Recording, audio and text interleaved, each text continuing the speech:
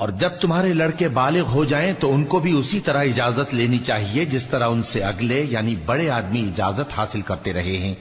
اس طرح اللہ تم سے اپنی آیتیں کھول کھول کر بیان فرماتا ہے، اور اللہ جاننے والا ہے، حکمت والا ہے۔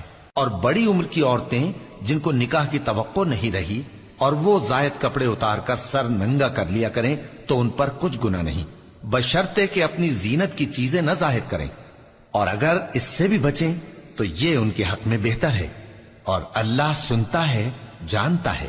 نہ تو اندھے پر کچھ گناہ ہے اور نہ لنگڑے پر اور نہ بیمار پر اور نہ خود تم پر کہ اپنے گھروں سے کھانا کھاؤ، یا اپنے باپ دادا کے گھروں سے، یا اپنی ماؤں کے گھروں سے، یا بھائیوں کے گھروں سے، یا اپنی بہنوں کے گھروں سے، یا اپنے چچاؤں کے گھروں سے، یا اپنی پھوپھیوں کے گھروں سے، یا اپنے ماموؤں کے گھروں سے، یا اپنی خالاؤں کے گھروں سے، یا اس گھر سے جس کی کنجیاں تمہارے ہاتھ میں ہوں، یا اپنے دوستوں کے گھروں سے۔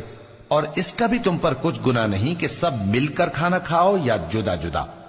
پھر جب گھروں میں جایا کرو تو اپنے گھر والوں کو سلام کیا کرو، یہ اللہ کی طرف سے مبارک اور پاکیزہ تحفہ ہے۔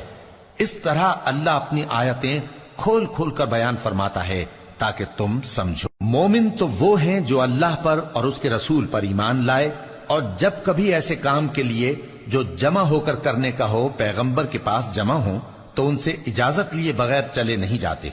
اے پیغمبر، جو لوگ تم سے اجازت حاصل کرتے ہیں وہی اللہ پر اور اس کے رسول پر ایمان رکھتے ہیں۔ سو جب یہ لوگ تم سے کسی کام کے لیے اجازت مانگا کریں تو ان میں سے جسے چاہا کرو اجازت دے دیا کرو، اور ان کے لیے اللہ سے بخشش مانگا کرو، کچھ شک نہیں کہ اللہ بخشنے والا ہے، مہربان ہے۔ مومنو، پیغمبر کے پکارنے کو ایسا خیال نہ کرنا جیسا تم آپس میں ایک دوسرے کو پکارتے ہو۔